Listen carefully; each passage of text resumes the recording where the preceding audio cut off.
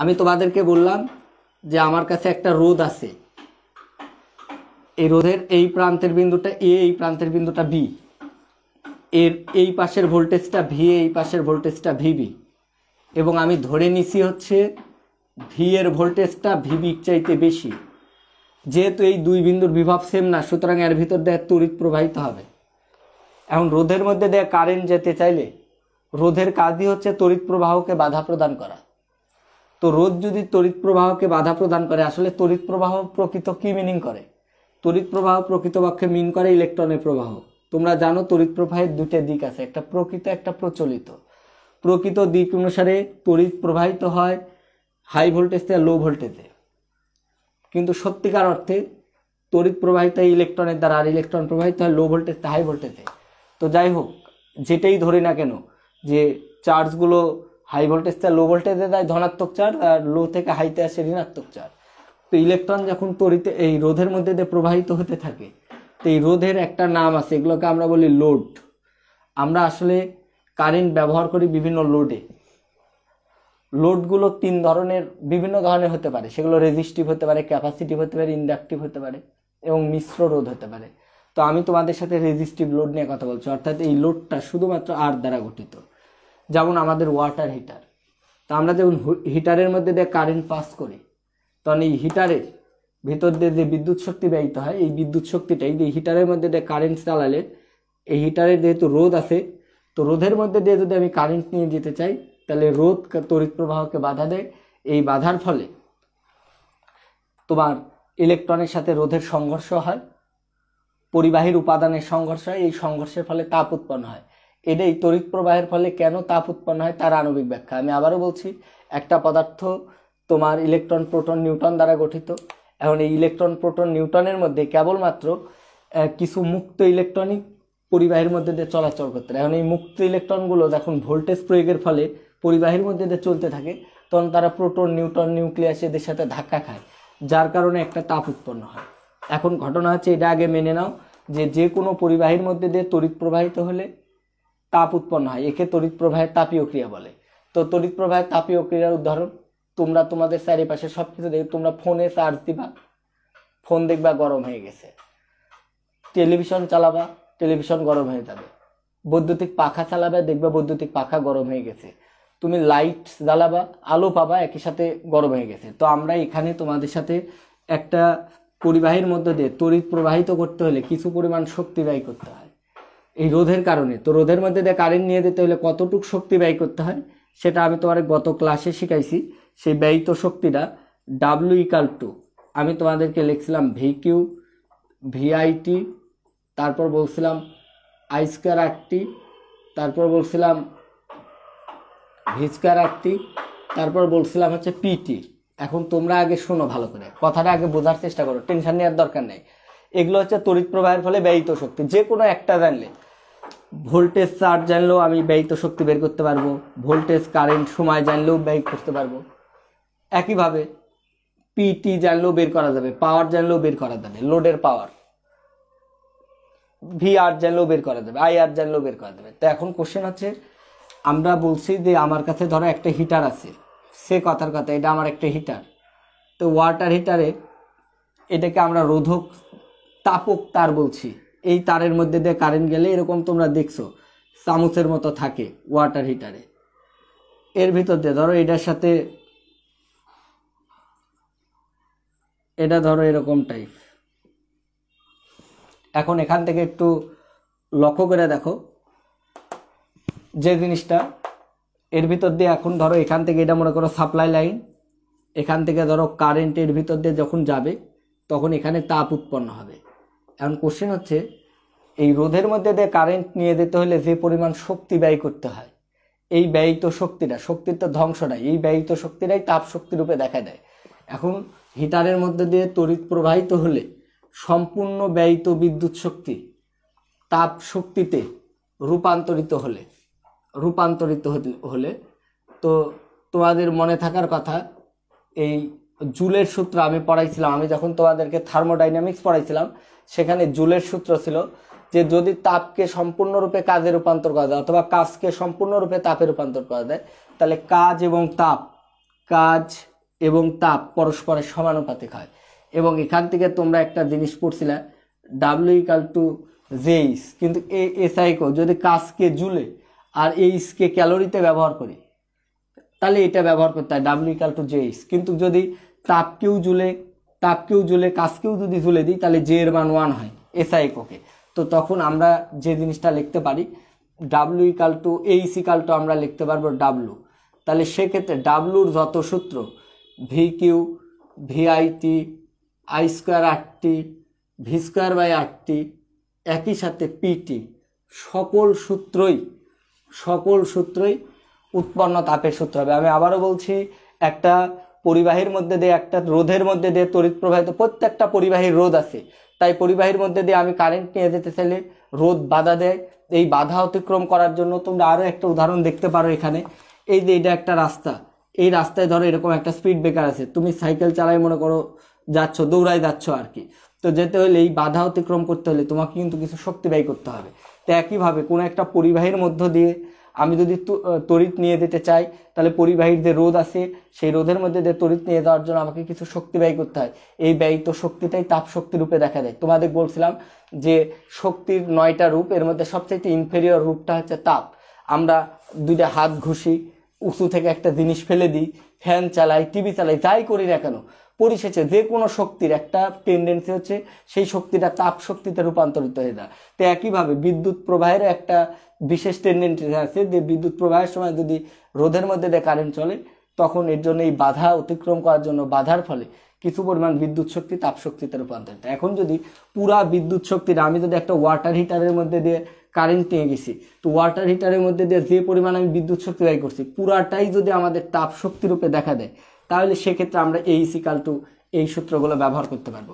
আরেকটা কথা দেখো, যদি এরকম হয়ে যায় ওয়াটার হিটারের মধ্য দিয়ে প্রবাহিত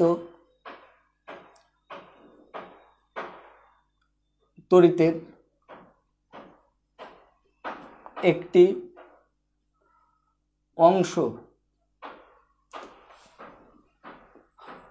তাপ শক্তিতে রূপান্তরিত হলে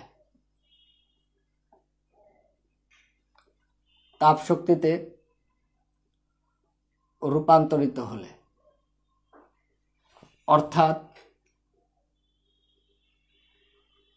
হিটারের কর্মদক্ষতা দেয়া থাকলে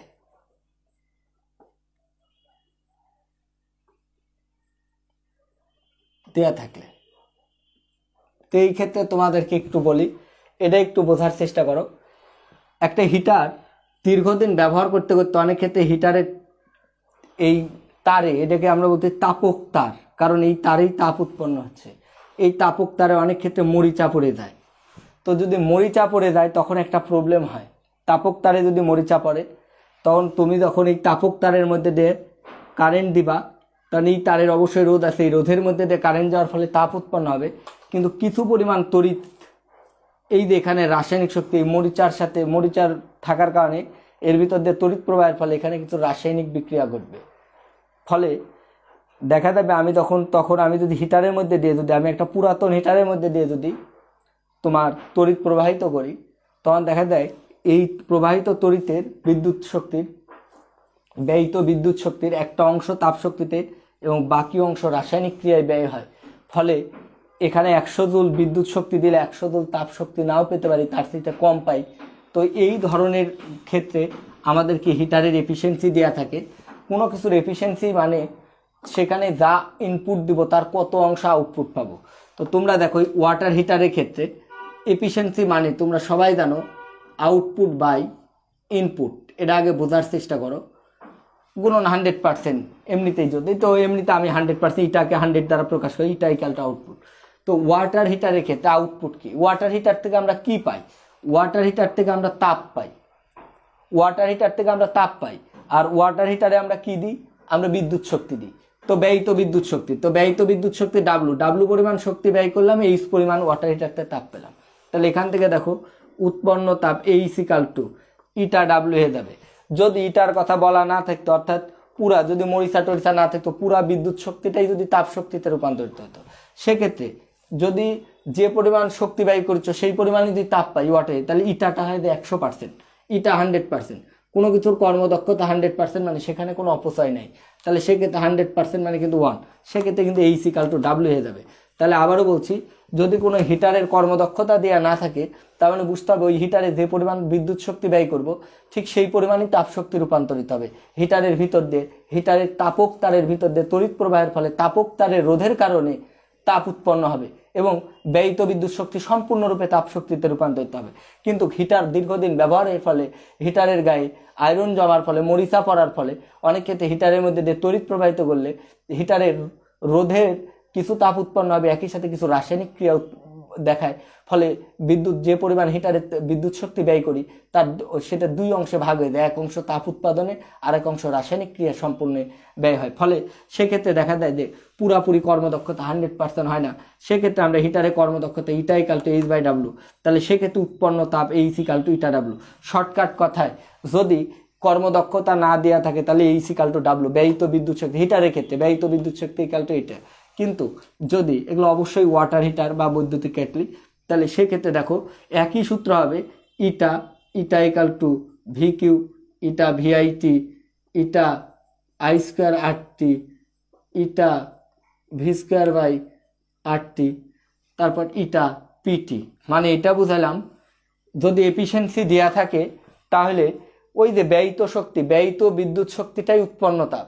যদি ব্যয়িত বিদ্যুৎ শক্তিটা পুরাপুরি উৎপন্ন তাপ হয় তাহলে এইচ আর ডাব্লুর সূত্র এক হবে। আর যদি কর্মদক্ষতা দেওয়া থাকে হিটারে, তাহলে ব্যয়িত বিদ্যুৎ শক্তির একটা অংশ তাপ হবে। তাহলে কত অংশ তাপ হবে সেটাই ইটা। ইটা দ্বারা বোঝায় যে এত অংশ, তুমি এই পরিমাণ শক্তি দিলে এর এত অংশ তাপ হবে, এত অংশ তাপ হবে। তাহলে এই কথাটা মাথায় রাখতে হবে। সহজ কথায়, হিটারের কর্মদক্ষতা দেওয়া না থাকলে এই সূত্র, হিটারের কর্মদক্ষতা দেওয়া থাকলে এই সূত্র। এই আমাদের তড়িৎ প্রবাহের তাপীয় ক্রিয়ার এই সূত্র। তোমরা এতটুকু বুঝছো কিনা এবার আমাকে একটু জানাও।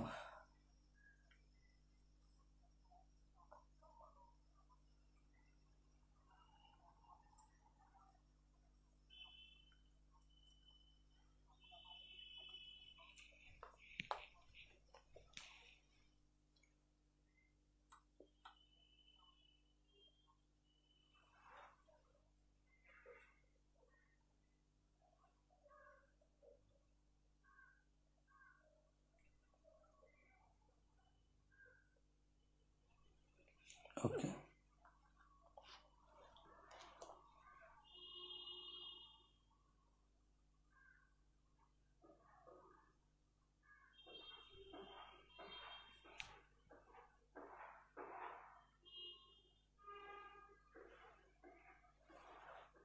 ঠিক আছে, very nice, very nice, thank you. তাহলে শেষবারের মতো বলে দিচ্ছি, যেহেতু লাইভের পরে রাখবো না, আমি আবার বলেছি মুখস্থ করে নাও, সবাই বিকুল হও। যে প্রত্যেকটা তারের রোধ আছে, প্রত্যেকটা পরিবাহীর রোধ আছে, প্রত্যেকটা যন্ত্রের রোধ আছে। যেখানেই রোধ আছে, রোধের মধ্যে কারেন্ট নিয়ে যেতে হলে কিছু পরিমাণ শক্তি ব্যয় করতে হয়, বিদ্যুৎ শক্তি ব্যয় করতে হয়। এই ব্যয়িত বিদ্যুৎ শক্তিটাই তাপ শক্তি রূপে দেখা দেয়। এখন ব্যয়িত যদি হিটার হয় যন্ত্রটা, তো হিটারের কাজই হচ্ছে তাপ উৎপন্ন করা। তাই হিটার পুরাটাই রোদ দিয়ে তৈরি, হিটারে খালি রোদই আছে। তাই একটি হিটারে কতটুক তাপ উৎপন্ন হবে সেটা নির্ভর করবে হিটারে কতটুকু শক্তি ব্যয় করতে। এখন হিটারের যদি ব্যয়িত বিদ্যুৎ শক্তি পুরাটাই তাপে রূপান্তরিত হয়, তাহলে এইচ ইকাল টু ডাব্লু, তাহলে ব্যয়িত বিদ্যুৎ শক্তির সূত্র উৎপন্ন তাপের সূত্র। কিন্তু যদি হিটারের এফিসিয়েন্সি থাকে, অর্থাৎ একটা হিটার যে পরিমাণ বিদ্যুৎ শক্তি না পুরাপুরি যদি তাপে রূপান্তর না করতে পারে, তাহলে এইচ ইকাল টু হবে ইটা, ওই ব্যয়িত বিদ্যুৎ শক্তির সূত্রগুলোর সাথে ইটা গুণ করে দিতে হবে, এই আর কি। ঠিক আছে, এবার চলো একটা অঙ্ক করাই।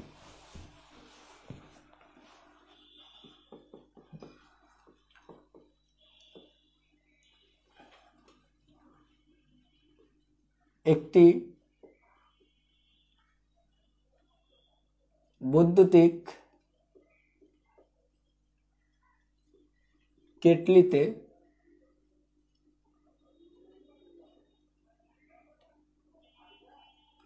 কেটলির ক্ষমতা 1 কিলোওয়াট, এর মধ্যে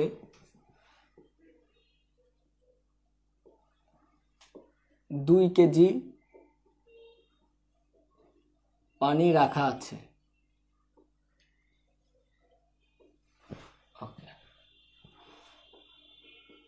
কেটলিটিকে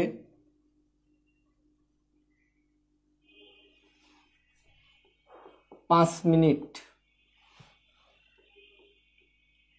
চালু রাখলে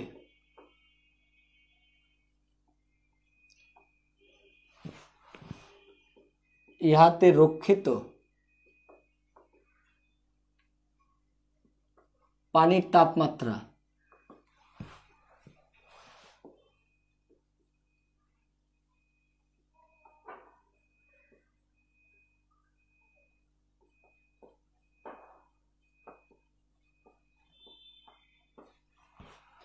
বৃদ্ধি পাবে। দেখো খুবই ইন্টারেস্টিং একটা অঙ্ক, ছোট অঙ্ক। একটি বৈদ্যুতিক কেটলির ক্ষমতা 1 কিলোওয়াট, এর মধ্যে 2 কেজি পানি রাখা আছে, সরি 2 কেজি না 2 লিটার দিয়ে দিলাম, 2 লিটার পানি রাখা আছে। কেটলিটিকে 5 মিনিট চালু রাখলে ইহাতে রক্ষিত পানির তাপমাত্রা কতটুকু বৃদ্ধি পাবে। তো এটা একটু ভালোভাবে একটু বোঝার চেষ্টা করবে, খুবই ইন্টারেস্টিং একটা অঙ্ক, ছোট অঙ্ক। তো ব্যাপারটা কি দেখি আমরা, এখানে কিন্তু কোনো এফিসিয়েন্সি দেওয়া নাই কেটলির, তার মানে বুঝতে হবে কেটলিতে আমি যে পরিমাণ, কেটলির মধ্যে দিয়ে বিদ্যুৎ চলছে, বিদ্যুৎ চললে কেটলি যেহেতু বৈদ্যুতিক কেটলির ক্ষমতা দিয়ে আছে, তাহলে ও একটা শক্তি ব্যয় করবে। তো আমরা দেখো যে জিনিসটা লিখতে পারবো A = W, প্রশ্নমাতে A = ব্যয়িত শক্তি, ওই যে উৎপন্ন তাপ =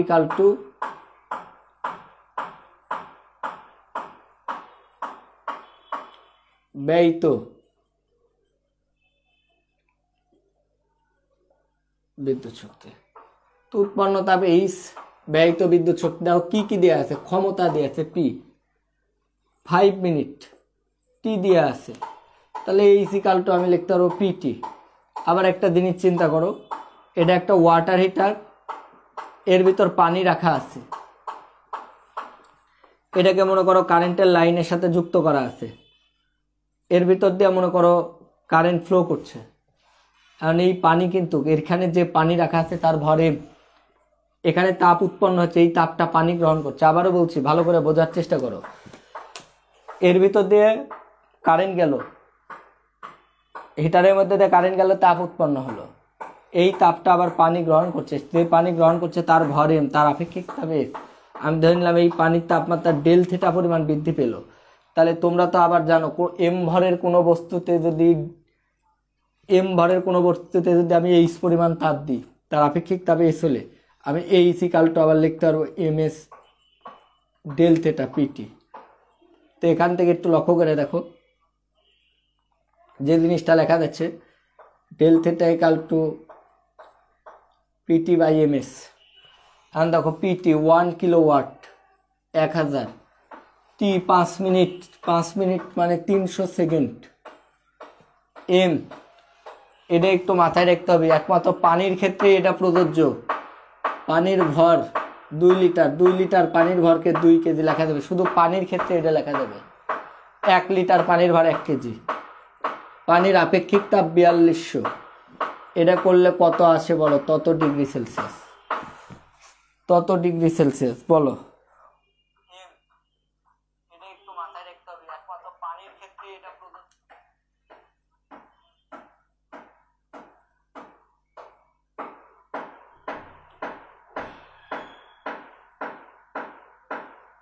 বলো কত হয়।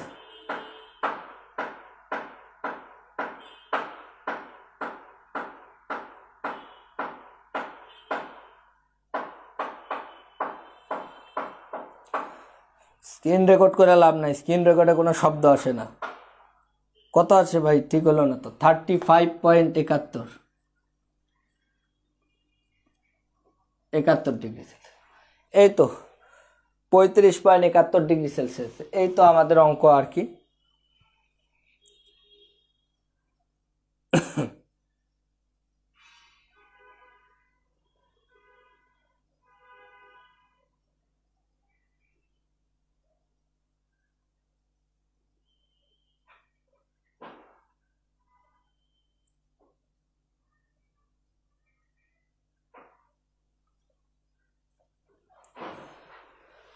এবার 2 নাম্বার আরেকটা অঙ্ক। 2 নাম্বার অঙ্কটা দেখো, 90%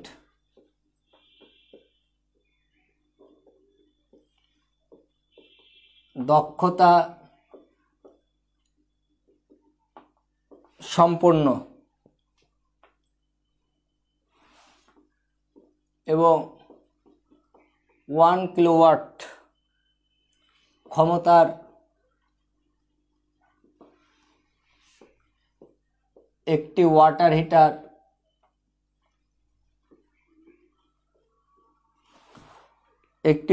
হিটার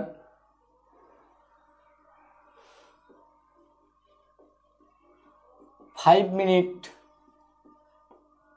চালু রাখলে এর তাপমাত্রা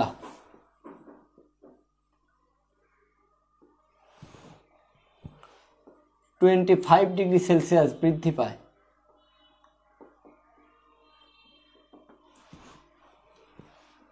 ওকে, কেটলিতে রক্ষিত পানির ভর।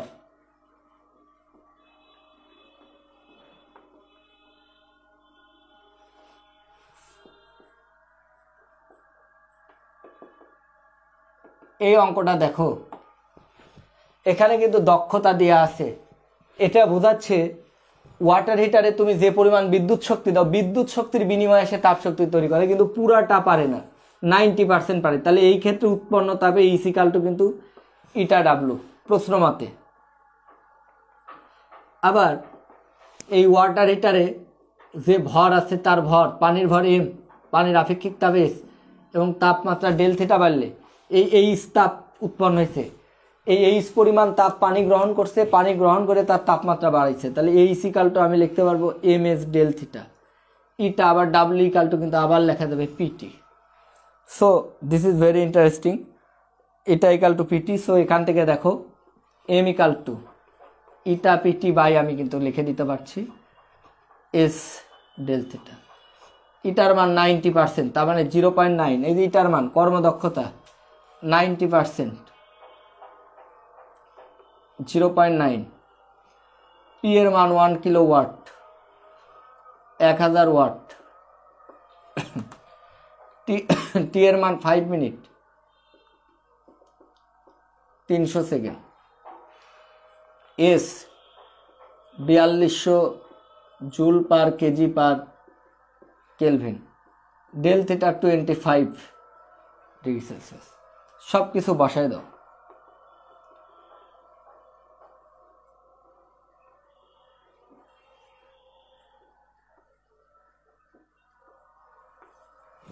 এটা করে আসছে 2.57 কেজি, 2.57 কেজি।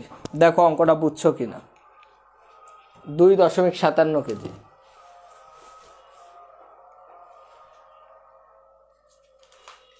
অঙ্ক কারো বুঝতে অসুবিধা হলে বলো।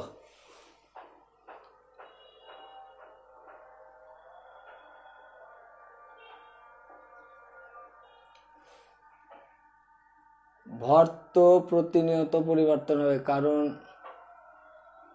কই বাষ্প হলো? আমি কি বলেছি বাষ্পে পরিণত করেছি? আমি তো তাপমাত্রা বাড়াইছি। সেলসিয়াসও যে কথা, ক্যালভিনে একই কথা। লজ্জা লাগছে না? তোমাদেরকে এর আগে বলছিলাম পরিবর্তনের ক্ষেত্রে ডেল সি বাই 5 এবং ডেল কে বাই 5 আসে। এটা করলে del C equal to del K. পরিবর্তনের ক্ষেত্রে সেলসিয়াসও যে কথা, ক্যালভিনে একই কথা। আর এর ভিতরে পানি রাখা ছিল, পানির তাপমাত্রা কেবল তুমি বাড়াচ্ছ। পানি বাষ্প হয় 100-তে গেলে। আমি তো এখানে বাষ্পের কোনো ব্যাপার বলি নাই, খালি বলা হয়েছে পানির তাপমাত্রা 25 ডিগ্রি চালু করলে এর তাপমাত্রা 25 বাড়ে। কোথাও বাষ্পের কথা বলা হয়নি। সো ভরের কোনো পরিবর্তন হবে না। ভরের কোনো পরিবর্তন হবে না।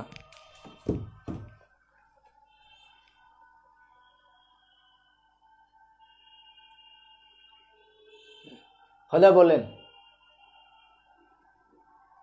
ঠিক আছে, ধন্যবাদ। এরপরে আরেকটা ছোট্ট ম্যাথ, খুবই ইন্টারেস্টিং একটা ম্যাথ। এই ম্যাথটাও খুবই ইন্টারেস্টিং, তোমরা একটু ভালো করে দেখো। এটা একটু দেখো,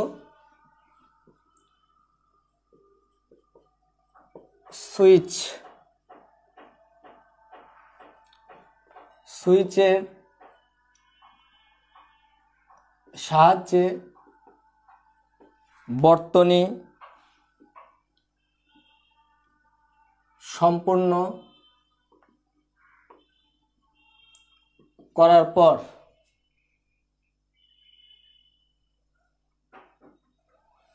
সম্পূর্ণ করার 20 মিনিট পর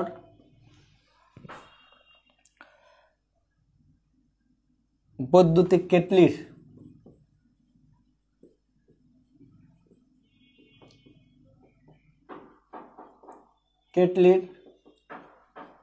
পানি ফুটতে আরম্ভ করে। এর তাপক তারের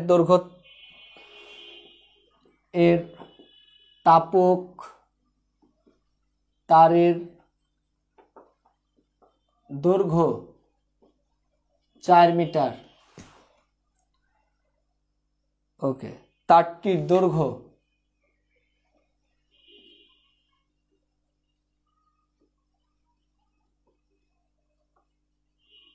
তাপক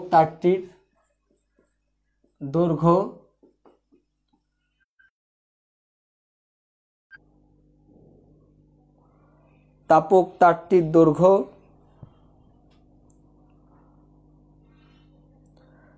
কি পরিবর্তন করলে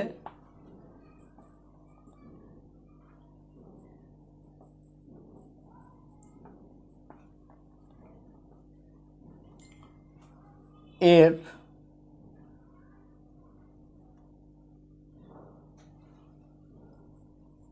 সুইচ অন করার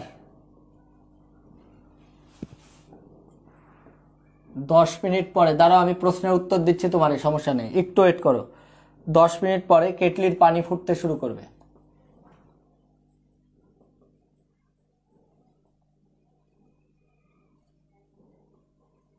ফুটতে আরম্ভ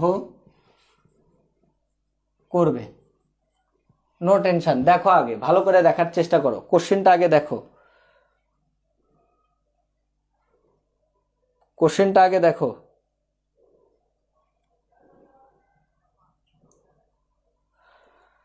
ভাইয়া ফারেনহাইটে দেয়া থাকলে কি করব? ফারেনহাইট সেলসিয়াস তো ব্যাপার না ভাই, পার্থক্যের ক্ষেত্রে 2 ডিগ্রি সেলসিয়াস বাড়ানো যে কথা, 2 ডিগ্রি কেলভিন বাড়ানো একই কথা, পার্থক্যের ক্ষেত্রে এক ডিফারেন্ট নাই। কিন্তু যদি দেয়া থাকে 2 ডিগ্রি সেলসিয়াস আর 2 ডিগ্রি ফারেনহাইট এক কথা না। 2 ডিগ্রি সেলসিয়াস মানে 275 ডিগ্রি, সরি ফারেনহাইট বলছি, ও সরি আমি তো উল্টা বলছি, কেলভিনের ক্ষেত্রে একই। আর ফারেনহাইট আর যদি সেলসিয়াসে থাকে তখন তোমাকে করতে হবে, তোমাকে ওই আমাদের যে কনভার্সন মেথড ΔC/5 = ΔF/9, তোমরা তো এই সূত্র জানতে, এটার মাধ্যমে তোমরা কনভার্ট করে ফেলবা, এটা ডাজেন্ট ম্যাটার, এ তো খুবই সহজ একটা ব্যাপার।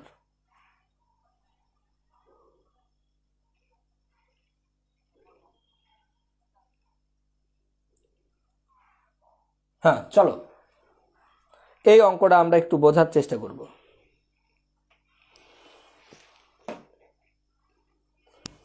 এই অঙ্কটা আমরা একটু দেখার চেষ্টা করি, সবাই একটু ভালো করে বোঝার চেষ্টা করো যে ব্যাপার কি। আমার কাছে একটা ওয়াটার হিটার আছে, এই যে ওয়াটার হিটারটা আগে দেখো, ভালো করে দেখো। এই ওয়াটার হিটারে এই যে এটা হচ্ছে তাপক তার, এর ভিতর দিয়ে কারেন্ট গেলে তাপ উৎপন্ন হয়। এটাকে মনে করো কথার কথা এই লাইনের সাথে যুক্ত করা আছে, এটা সুইচ মনে করো, এই প্লাগ ইন করে দিলাম। তো এর ভিতর দিয়ে কারেন্ট গেলে এটা এর একটা দৈর্ঘ্য আছে, কথার কথা এটা 20 মিনিটের ভিতরে যে পানি আছে সেই পানি ফুটতে আরম্ভ করে। এই সেম এই তাপক তারটার দৈর্ঘ্য আমি কম বেশি করলে, তোমরা তো জানো প্রত্যেকটা জিনিসেরই প্রত্যেকটা তারের একটা রোধ আছে, তো কোনো একটা তারের রোধ কতটুকু হবে সেটা R = ρL/A, সেই তারের উপাদানের আপেক্ষিক রোধ, তারের দৈর্ঘ্য কত, তারের প্রস্থচ্ছেদের ক্ষেত্রফল কত, এই তিনটার দ্বারা ঠিক হয়। তোমরা আগে ফিল ইট। এখন তোমরা এখন দেখো, আমি যদি এই যে কম বেশি করি, তাপক তারের দৈর্ঘ্য, তাহলে রোধ কম বেশি হয়ে যাবে। রোধ কম বেশি হলে উৎপন্ন তাপ কম বেশি হবে, উৎপন্ন তাপ উৎপাদনের হার কম বেশি হবে। কারণ হার কম বেশি হলে যদি ধীরে ধীরে তাপ উৎপন্ন হয়, ধরো তোমাকে আমি 100 টাকা তোমার দরকার, তোমরা আগে ফিল করো, ট্রাই টু আন্ডারস্ট্যান্ড। এই অঙ্কটা খুব ভালোভাবে বুঝবে, অঙ্কটা খুবই সহজ অঙ্ক, আমি সবাইকে বোঝানোর চেষ্টা করবো ভাই। এই একই পাত্র, কথার কথা এখানেও ধরো 2 লিটার পানি আছে, সে কথার কথা এটা তো ধরো 2 লিটার পানি আছে, একই পরিমাণ পানি আছে, একই তাপমাত্রা, শুরুর তাপমাত্রা দুইজনেরই এক। এই দুইজনে কি ফুটাইতে হবে, তাহলে যেহেতু পানির ভর এক, তাহলে দেখো আমরা জানি এম ভর এক, দুই পানিরই আপেক্ষিক তাপ এক, যেহেতু একই তাপমাত্রা থেকে 100-তে নিয়ে যেতে হবে, তাই তাপমাত্রা পরিবর্তনও সেম।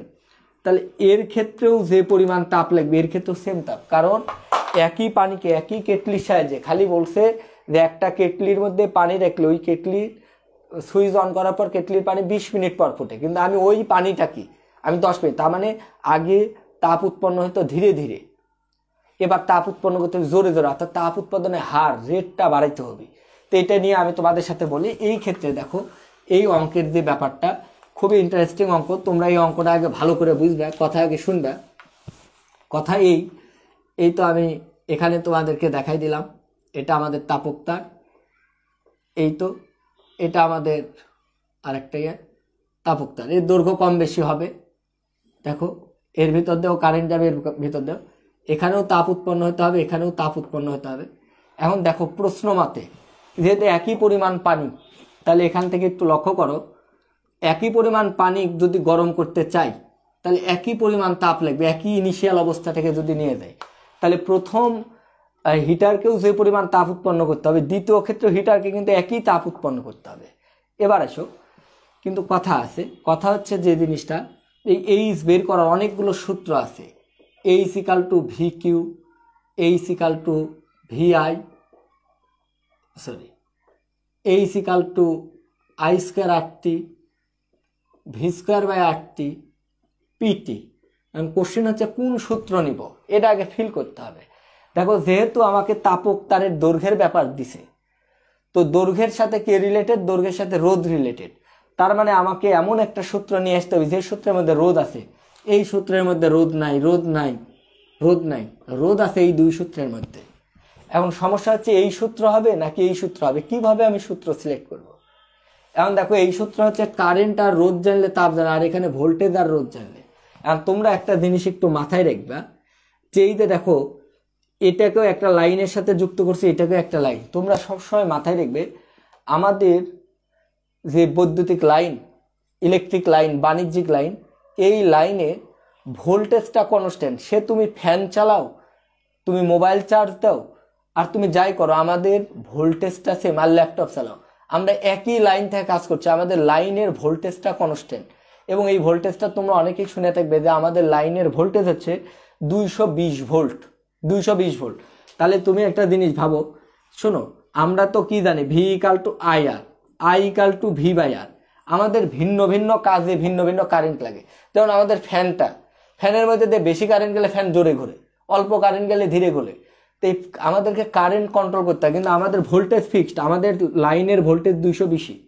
তো এই ভোল্টেজ আমরা কন্ট্রোল করতে হয়, তো আমরা কারেন্ট কন্ট্রোল করি ভোল্টেজের মাধ্যমে না রোধ। তো দেখো এই যে তোমরা যে রেগুলেটর দেখো, তো রেগুলেটর ঘুরাইলে কখনো রোধ বেড়ে যায়, কখনো রোধ কমে যায়। তো রোধ কম বেশি করলে আমি কিন্তু কারেন্ট কম বেশি করছি, কারেন্ট কম বেশি করলে আমি ওই যে যত কারেন্ট যাবে তত বেশি টর্ক উৎপন্ন হবে, টর্ক উৎপন্ন হলে জোরে ঘুরবে, অল্প কারেন্ট গেলে অল্প টর্ক ধীরে ঘুরবে। তো তোমাদেরকে এটা বুঝাইতে চাচ্ছি যে আমাদের লাইনের কারেন্ট আমরা জানি না, যে এই যে আমার মোবাইল ফোন এখন কত কারেন্ট নিচ্ছে বা লাইট কত কারেন্ট নিচ্ছে এটা জানি না, কিন্তু এটা বলতে পারি আমার রোমে যতগুলো ডিভাইস আছে এরা সবাই 220 ভোল্ট, এদের দুই প্রান্তের একরসে 220 ভোল্ট প্রয়োগ করা হয়েছে। তো এখন তোমরা একটু লক্ষ্য করে দেখো, তাহলে আমাদের লাইনের ভোল্টেজটা কনস্ট্যান্ট, যেহেতু আমরা ভোল্টেজ জানি, আই যেহেতু জানি না, এই ক্ষেত্রে একরকম কারেন্ট যাবে, এই ক্ষেত্রে আর এক রকম কারেন্ট যাবে। কিন্তু এই ক্ষেত্রেও এও যত ভোল্টের সাথে এই লোডের অ্যাক্রসের ভোল্টেজ যা, হিটারের অ্যাক্রসে ভোল্টেজ যা, এই ক্ষেত্রেও হিটারের অ্যাক্রসে ভোল্টেজটা সেম থাকবে। তাই এই অঙ্কের ক্ষেত্রে আমরা অবশ্যই যে সূত্রটা ব্যবহার করব সেটা হচ্ছে ভি স্কোয়ার আর টি। তো ভি স্কোয়ার, তো প্রথম ক্ষেত্রে দেখো এর দৈর্ঘ্য যা ছিল, পরের ক্ষেত্রে দৈর্ঘ্য পরিবর্তন করতে হবে। ফলে ভি স্কোয়ার আমি প্রথম ক্ষেত্রে ধরলাম রোধ R1 এবং প্রথম ক্ষেত্রে আমাকে বলে দিয়েছে এটা 20 মিনিটে H1 পরিমাণ তাপ উৎপন্ন করে, আর H1 পরিমাণ তাপ উৎপন্ন করলে এটা ফুটে। তো পরের বার কিন্তু ওই সেম লাইনেই কিন্তু হিটারটাকে লাগানো আছে, ফলে ভোল্টেজটা কিন্তু সেমই আছে, কিন্তু এবার আমি কিন্তু রোধ কম বেশি করে ফেলছি। রোধ কম বেশি করার ফলে আমি কিন্তু টাইমটা কম বেশি, আমার এই পরিমাণে তাপ উৎপন্ন হতে হবে। ভি সেম, T2 আলাদা, তাহলে টাইম যদি ডিফারেন্ট করতে হয় তাহলে রোধটাকেও ডিফারেন্ট করতে হবে। তাহলে রোধ কম বেশি করলেই তো দেখো হার বলে একটা জিনিস আছে, H=V স্কোয়ার RT।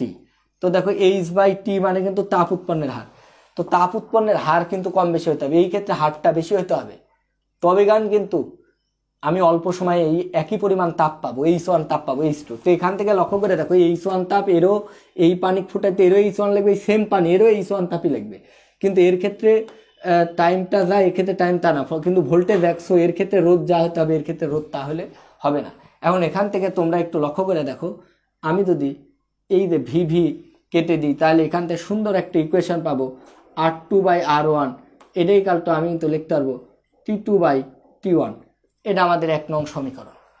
এবার এসো এই রোধের সাথে টাইমের একটা সম্পর্ক পেলে, আবার দেখো আরেকটা জিনিস একটু খুব ভালো করে দেখো, যে উই নো, আমরা যেটা জানি যেহেতু যে কোনো পরিবাহীর রোধ, কোনো পরিবাহীর রোধ R=, কোনো একটা পরিবাহীর রোধ হবে তার দৈর্ঘ্য কত, তার প্রস্থচ্ছেদের ক্ষেত্রফল কেমন এবং তার আপেক্ষিক রোধ কেমন।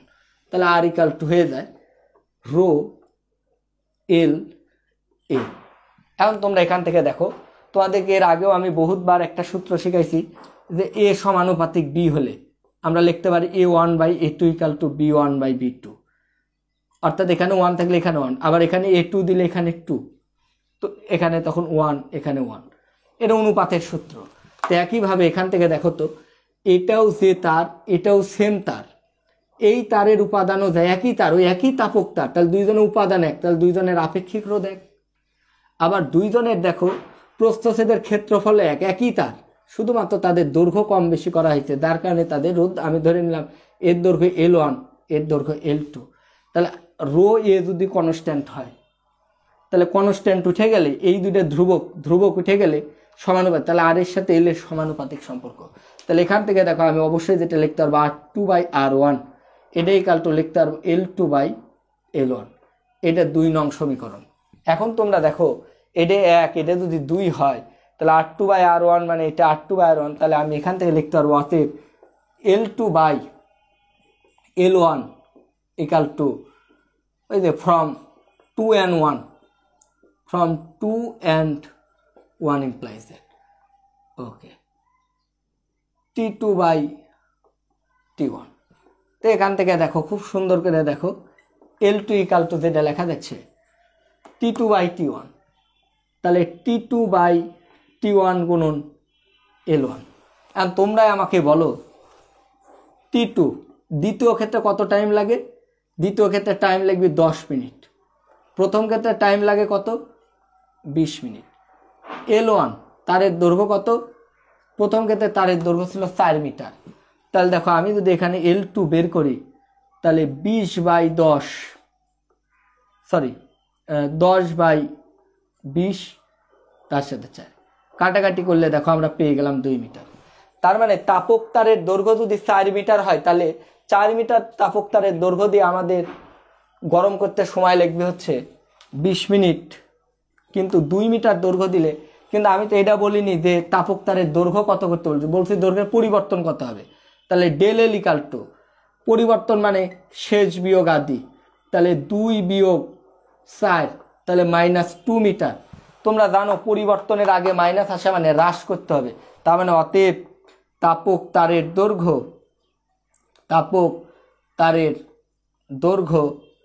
2 মিটার হ্রাস করতে হবে। সেম কাহিনী করতে হলে আরেকবার অঙ্কটা প্রথম থেকে আরেকবার বোঝার চেষ্টা করো। আমার কাছে একটা ওয়াটার হিটার আছে, সেই ওয়াটার হিটারের মধ্যে একটা তাপক তার আছে, যে তারের মধ্যে দিয়ে কারেন্ট গেলে তাপ উৎপন্ন হয়, সেটা তাপক তার, যে চামচের মতো আর কি। তো বলছে এই তাপক তারের সাহায্যে একটা নির্দিষ্ট পরিমাণ পানি ফোটাইতে 20 মিনিট লাগে। এখন ওই একই পানিকে আমি 10 মিনিটে ফুটাইতে চাই, তাপক তারের দৈর্ঘ্য কতটুকু। তা আমাদের দুই ক্ষেত্রে যেহেতু একই পরিমাণ পানি গরম করব, একই তাপমাত্রায় নিয়ে যাব, সে একই পরিমাণ তাপ লাগবে। নির্দিষ্ট পদার্থকে ফুটাইতে নির্দিষ্ট পরিমাণ তাপ লাগে, সেম। কিন্তু কোশ্চিন হচ্ছে তাপ উৎপন্নের অনেক সূত্র আছে, কোনটা নিব? আমরা নিব হচ্ছে যার মধ্যে রোধ আছে, কারণ এখানে দৈর্ঘ্যের ব্যাপার স্যাপার আছে। তো রোধ আছে দুইটার মধ্যে, এখন আই স্কয়ার আর টি না ভি স্কয়ার আর টি। এখন আমাদের লাইন ভোল্টেজ জানা, কারেন্ট জানা নেই, তাই আমরা দুই ক্ষেত্রে ভি নিলাম, ভি স্কয়ার আর ওয়ান টি ওয়ান। প্রথম ক্ষেত্রে দৈর্ঘ্য যা, পরের ক্ষেত্রে দৈর্ঘ্য তাই না, তাই রোধ আলাদা তাপক তারের, আবার টাইমও এক না। তো এখান থেকে R two by R one equal to T two by T one পেলাম। আবার আর এর সাথে কোনো একটা তারের রো এল এর সম্পর্কটা, এখান থেকে রো যেহেতু একই উপাদানের, একই তাপক তার, খালি দৈর্ঘ্য কম বেশি, একই উপাদানের, সো রো কনস্ট্যান্ট, এও কনস্ট্যান্ট, শুধু এল আলাদা, R two by R one, L two by L one. এখান থেকে করে এসে আমরা বললাম শেষ দৈর্ঘ্য, তার দৈর্ঘ্য 2 মিটার করতে হবে। তাহলে কতটুকু পরিবর্তন করতে হবে? 2 মিটার হ্রাস করতে হবে। দেখো অঙ্কটা বুঝতে পেরেছো কিনা সেটা বলো, একটু আমাকে কমেন্ট করে।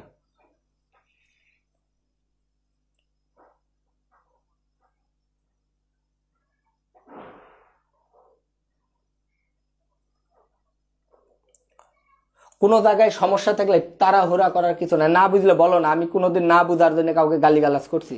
না বুঝলে বলো আমাকে, যে বুঝো নাই সেটা আমাকে খালি বলো যে দাদা এটা বুঝি না, আমি আবার রিপিট করব, তোমরা বলো, আমি আরেকটা অঙ্ক করাবো।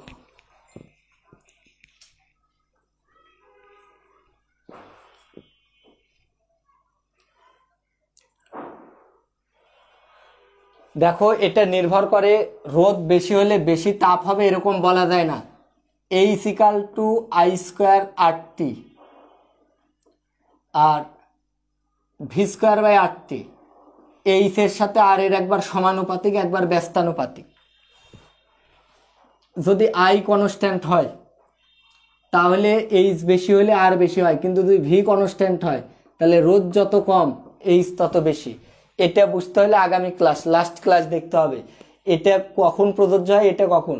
দেখো উৎপন্ন তাপের সাথে রোদের সমানুপাতিক নাকি ব্যস্তানুপাতিক সম্পর্ক, এটা ডিরেক্ট বলা যাবে না, এটা নির্ভর করে কোন লাইনে আছে, সিরিজে আছে নাকি প্যারালালে আছে। নেক্সট ক্লাসে এটা তোমাদেরকে বলা হবে আর কি।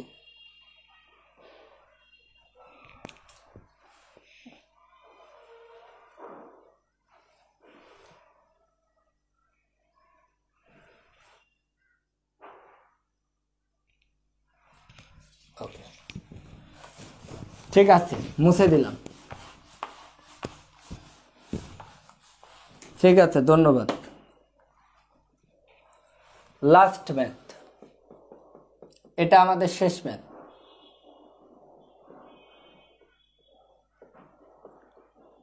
তোমাদেরকে বলি এই অঙ্কটা ভেরি ভেরি ইম্পর্টেন্ট, তোমাদের বেলায় সিকিউত 2021 সিকিউ, খুবই ইম্পর্টেন্ট একটা ম্যাথ। অঙ্কটা করাচ্ছি, তুলে রাখো আর কি, খুবই ইম্পর্টেন্ট একটা ম্যাথ। এই টাইপের আর কোনো ম্যাথ নেই, এই একটা ম্যাথই, একটা ম্যাথ, এই টাইপের সব ম্যাথই পারবা। ওই যে দেখো গ্রুপে পোস্ট দেওয়া আছে, গ্রুপে পোস্ট দেওয়া আছে, এক অঙ্ক কি করাবো, আর এক অঙ্ক করানোর কোনো কিছু নেই।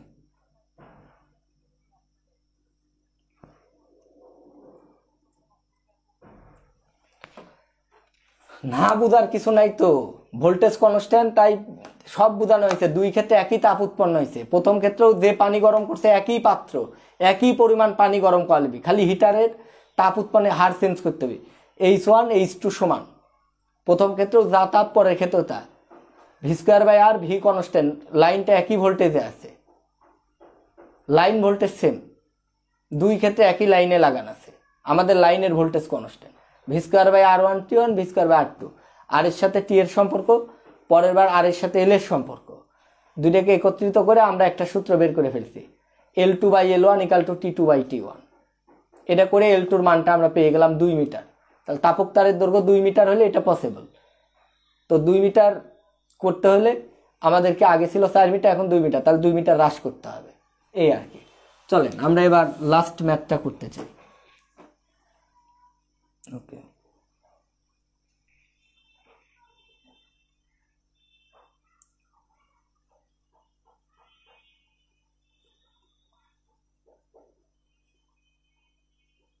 দেখেন 1 কিলোওয়াট ক্ষমতা সম্পূর্ণ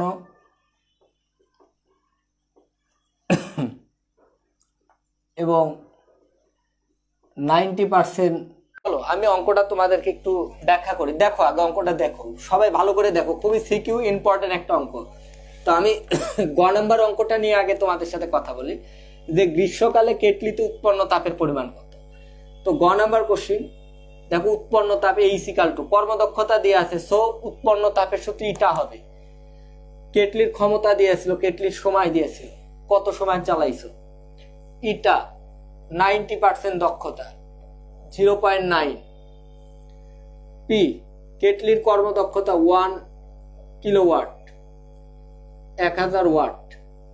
টি বলেই দিছে গ্রীষ্মকালে 5 মিনিট চালাইছো 300 সেকেন্ড, সো 0.9 1000 গুণন 300 গুণ করলে এত জুল।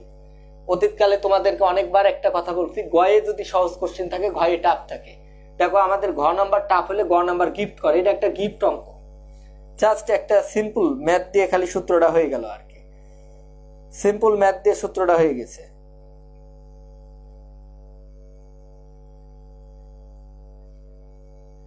এটা 90% দক্ষতা 0.9।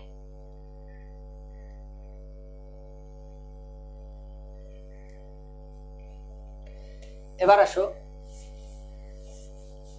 ঘ নাম্বার কোশ্চেন। ঘ নাম্বার কোশ্চেন সম্বন্ধে আমাদেরকে কি বলছে বলো? বলছে যে কক্ষ তাপমাত্রা তারতম্য। এবার চলো আমি গ্রীষ্মকালের ঘটনা চলে যাচ্ছি। তো গ্রীষ্মকালের ক্ষেত্রে একটু দেখে নাও, আমি এটাকে 2 ভাগে ভাগ করে নিচ্ছি বোর্ডটাকে। এখানে একটু লক্ষ্য করো, ঘ এর সলিউশনটা দেখো।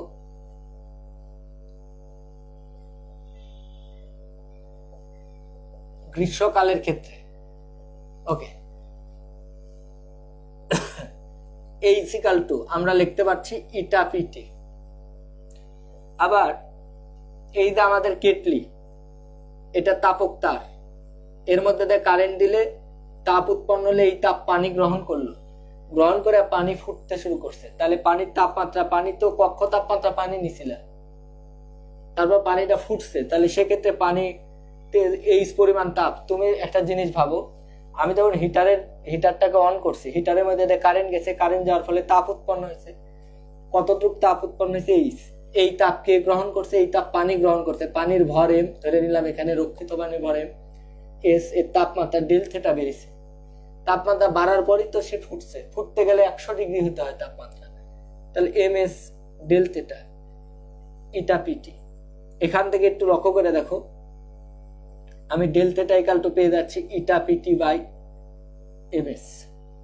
এখন আমরা একটু দেখার চেষ্টা করি।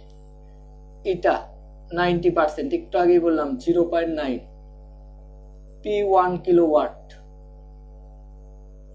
So this is 1000 watt. T এর মান 5 মিনিট, বলেই দিছি তোমার 300 সেকেন্ড। এম বলাই ছিল 1 কেজি পানিকে। এস 4200।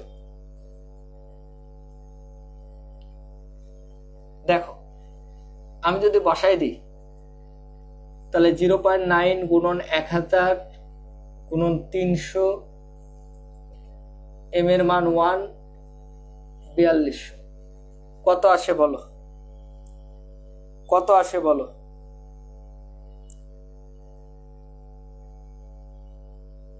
ওকে, খুব সুন্দর বলছে, 64.28 কেলভিন।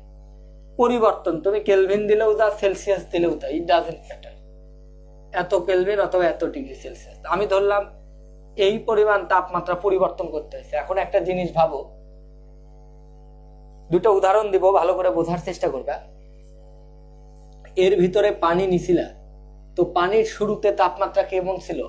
তো দেখো আমি কিন্তু বলছি কক্ষ তাপমাত্রা পানি। তোমরা থার্মোডাইনামিক্স যখন আমি পড়িয়েছিলাম, তখন সেখানে তোমাদেরকে শূন্যতম সূত্র পড়িয়েছিলাম, বলছিলাম ফাউলারের সূত্র। তো শূন্যতম সূত্র ছিল, যদি কোনো সিস্টেমের অধীনে অনেকগুলো বস্তু তাপীয় সাম্য অবস্থায় থাকে, কোনো সিস্টেমের অধীনে অনেকগুলো বস্তু যদি তাপীয় সাম্য অবস্থায় থাকে তাহলে সবগুলো বস্তুর তোমার তাপমাত্রা সেম হয়। যেমন আমি এই রোমের ভিতরে, আমরা যত জন আছি, আমাদের এই রোমের ভিতরে প্রত্যেকটা বস্তুর তাপমাত্রা সেম থাকবে, কারণ আমরা একটা সিস্টেম। যদি তা না হয়, আমার তাপমাত্রা যদি বেশি হয় আমি তাপ ছেড়ে দেবো, পরিবেশ গ্রহণ করবে, অথবা আমার তাপমাত্রা কম হলে আমি পরিবেশ থেকে তাপ গ্রহণ করবো, কিন্তু একটা পর্যায়ে তাপ আদান প্রদান করে আমরা সাম্য অবস্থায় উপনীত হবে। তো শীতকালে তুমি ভাবো একটা জগে পানি রাখছো, তাহলে এই রুমের টেম্পারেচারও তার জগের পানির টেম্পারেচারও সেম হবে। তো ধরে নিলাম শুরুতে তাপমাত্রা ছিল θ1।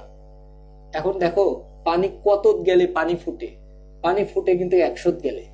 তাহলে বলো তো, যদি বলি তাপমাত্রার কতটুকু পরিবর্তন করতে হয়েছে, তাহলে আমাদের ধর θ1 ছিল, তাপ দিয়ে θ2 নিয়ে গেছে, এখন এই তাপমাত্রায় পানি ফুটছে, θ2 মানে 100, তাহলে ডেল θ ইকাল টু আমি তো θ2 বিয়োগ θ1 লিখতে পারছি।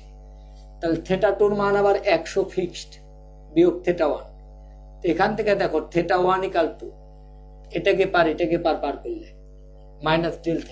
তোমাদেরকে বুঝাই বলে একটা উদাহরণ দিই, প্র্যাকটিক্যাল একটা উদাহরণ দিই, এটা অনেকে বুঝবে না। একটা আবেগী ঘটনা, ছোটবেলার ঘটনার কথা চিন্তা করো। এক ছেলে তার মাকে যেয়ে বলছে যে মা, আমাকে একটা ব্যাট কিনে দাও, আমি কিছু টাকা জমাইছি। তো ব্যাটের দাম 100 টাকা। তো মা ব্যাট কিনতে নিয়ে গেছে, তো কিনতে নিয়ে যে মাকে 70 টাকা দিতে হলো। তাহলে ছেলে কয় টাকা জমাইছিল? 100 টাকা ব্যাটের দাম। তাহলে ঠিক একইভাবে দেখো 30 টাকা জমাইছিল, আমরা পেয়ে গেলাম 100 টাকা ব্যাটের দাম, মা দিচ্ছে 70, তাহলে বাকি টাকা 30। তো একইভাবে পানি ফুটে 100 ডিগ্রি সেলসিয়াসে, পানি ফুটে 100 ডিগ্রিতে, পানি ফুটে 100 ডিগ্রি সেলসিয়াসে, কিন্তু তুমি তাপমাত্রা বাড়াইছো, তাহলে তোমার তাপমাত্রা যা আছে সেখান থেকে 100 নিয়ে যেতে হবে, সেটাই পরিবর্তন। তাহলে তুমি তাপমাত্রা এতটুকু বাড়াইলি, 64.28 বাড়াইলি, পানিটা ফুটে 100তে যেতে। তার মানে তোমার শুরুতে তাপমাত্রা তোমার 0 ছিল না। তাহলে শুরুর তাপমাত্রা কত ছিল? অতএব কক্ষ তাপমাত্রা, পানির শুরুর তাপমাত্রাও যা, কক্ষ তাপমাত্রাও তাই, কারণ বলছি কক্ষ পানি সবাই একই টেম্পারেচারে থাকে। তাহলে কক্ষ তাপমাত্রা যদি θ1 হয়, তাহলে θ1 ইকাল টু 100তে ফুটে, আর কতটুক বাড়াইতে হয়েছে, এই যে মা যেটা দিছে সেটার মতো এতটুক বাড়াইতে হয়, এতটুক বাড়াইলে 100 চলে যাওয়া যায়। তাহলে বিয়োগ ডেল θ। তাহলে দেখো 100 বিয়োগ 64.28 বিয়োগ করলে পেয়ে যাচ্ছি 35.72 ডিগ্রি সেলসিয়াস। তো আমরা দেখো পেয়ে গেলাম 35.72 ডিগ্রি সেলসিয়াস। তার মানে এই পরিমাণ, এই তাপমাত্রা, তাহলে শুরুতে পানির তাপমাত্রা ছিল 35.72, এখান থেকে আমি এই 64.28 পরিমাণ বাড়ানোর ফলে পানি ফুটে গেছে। পানির যদি শুরুর তাপমাত্রা 0 হতো তাহলে 100 ডিগ্রি বৃদ্ধি করলে কারণ পানি ফুটতো। শুরুর তাপমাত্রা দিয়ে 1 হইতো, তাহলে 99 বাড়ালেই পানি ফুটতো। 2 হলে এরকম, 10 হলে 90 বাড়লে, তাহলে শুরুর তাপমাত্রা এটাই কক্ষ তাপমাত্রা। দেখো আমি পেয়ে গেলাম। তাহলে এটা গ্রীষ্মকালে কক্ষ তাপমাত্রা, গ্রীষ্মকালে এটা কক্ষ তাপমাত্রা। একইভাবে এবার চলে আসো, ভালো করে বোঝার চেষ্টা করো। এবার দেখো শীতকালের ক্ষেত্রে আমাকে কি করতে হবে? সেম ঘটনা, একই পানি ফুটাইছো, কিন্তু সময় বেশি নিতে হয়েছে। তাহলে H equal to eta PT, আবার এইচ ইকাল টু এই তাপ পানি গ্রহণ করছে, পানির ভর এস ডেল θ ইটা পিটি।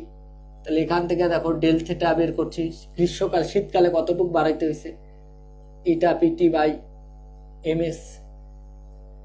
এটা গ্রীষ্মকালের ক্ষেত্রে কেটলির ক্ষমতা পি, কেটলির ক্ষমতা যা প্রতি সেকেন্ড ওই পরিমাণ বিদ্যুৎ শক্তি ব্যয় করে, এত মিনিট চালাইছো, এই পরিমাণ শক্তি ব্যয় হলো, ইটা দ্বারা গুণ করলে এই পরিমাণ তাপ পাওয়া গেল, কারণ পুরা শক্তিটা তাপে কনভার্ট হয়নি। আবার এই তাপ, এই ভরের বস্তুর তাপমাত্রা পাইলে এম এস ডেল θ।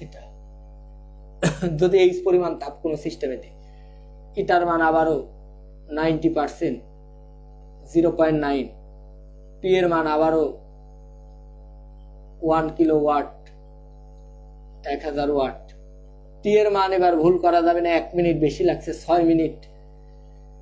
এই অঙ্ক না পড়ে অনেকে লিখে দিবি টি এর মান 1 মিনিট, না বলতে গ্রীষ্মকালে যা লাগে শীতকালে তার সাথে 1 মিনিট বেশি লাগে, তার মানে 6 মিনিট, 360 সেকেন্ড। একই পরিমাণ পানি 1 কেজি, এস এর মান আগের মতোই 4200 joule per KG per kelvin.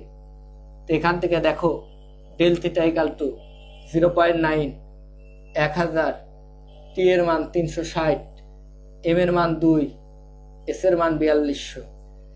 এটা যদি করি কত আসে বলো, কত আসে বলো?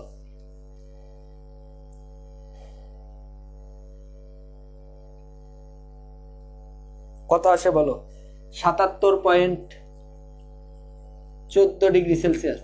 তো দেখতে পাচ্ছ এই পরিমাণ তাপমাত্রা বাড়াইলে শীতকালে পানি ফুটে। তাহলে শীতকালে শুরুতে যদি 100 বাড়ায় ফুটতো তাহলে শুরুতে পানির তাপমাত্রা 0। তাহলে পানির তাপমাত্রা শুরুতে কত ছিল? অতএব মা এই টাকা দিলেই 100 টাকা হয়ে যায় বেটে। তাহলে সন্তানের কয় টাকা ছিল সেটা আর কি। তাহলে শীতকালে কক্ষ তাপমাত্রা, এটার নাম দিলাম θ1 প্রাইম। তাহলে এটা 100 বিয়োগ ডেল থিটা, তাহলে 100 বিয়োগ 77.14, দেখতেই পাচ্ছ বিয়োগ করলে 22.86 ডিগ্রি সেলসিয়াস। তার মানে গ্রীষ্মকালে, তোমরা এমনিতেই জানো গ্রীষ্মকালে পানির তাপমাত্রা বেশি থাকে, ফলে পানি ফুটাইতে কম সময় লাগবে। কিন্তু শীতকালে পানির তাপমাত্রা কম থাকে, তাই পানিকে ফুটাইতে অনেক বেশি সময় লাগে। এই যে দেখতেই পাচ্ছ, যেহেতু θ1 = নট θ2 বা সরি θ1 প্রাইম, তাহলে আমরা দেখতেই পাচ্ছি শীতকালের গ্রীষ্মকালের কক্ষ তাপমাত্রা শীতকালে কক্ষ তাপমাত্রা 1 ছিল না। অতএব এই কারণেই একবার 5 মিনিট লাগছে, একবার 6 মিনিট। অতএব উদ্দীপকের বক্তব্যটি যথার্থ।